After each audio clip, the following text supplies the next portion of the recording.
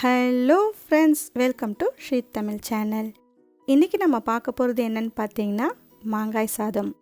மாங்காய்னாலே நம்ம எல்லோருக்கும் ரொம்ப பிடிக்கும். அதுலேயும் மாங்காய் சாதம் சொல்லவே வேணாம்.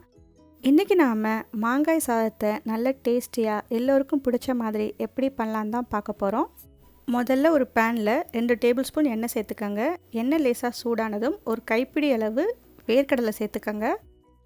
அடுப்பை லோ ஃப்ளேமில் வச்சு இந்த வேர்க்கடலை நல்லா வறுபட்டு செவந்து வர வரைக்கும் நாம் இதை வறுத்தெடுத்துக்கலாம். வேர்க்கடலை ஓரளவு வறுபட்டதும் ஒரு அரை டேபிள் ஸ்பூன் உளுத்தம்பருப்பு, கடலைப்பருப்பு, ஒரு 1/4 ஸ்பூன் கடுகு சேர்த்து தாளிச்சுக்கோங்க. இப்போ எல்லா பருப்பும் ஓரளவுக்கு லேசாக நிறம் மாற ஆரம்பித்ததும் ஒரு 4 காஞ்ச மிளகாய் சேர்த்துக்கோங்க. 4 பச்சை மிளகாய் கீரி சேர்த்துக்கோங்க. கொஞ்சமாக கருவேப்பிலை சேர்த்துக்கோங்க. மிளகாய் சேர்த்ததுக்கப்புறம் ஒரு நிமிஷத்துக்கு லேசாக வதக்கி விட்டுக்கோங்க.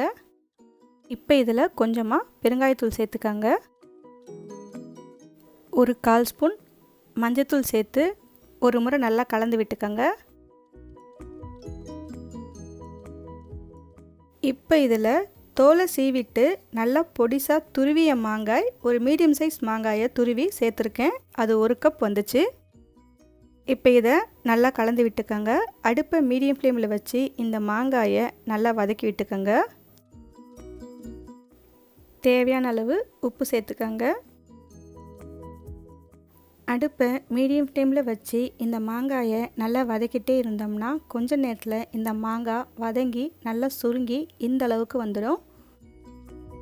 இந்த சமயத்தில் வறுத்து பொடித்த வெந்தயப்பொடி ஒரு துளி சேர்த்துக்கோங்க.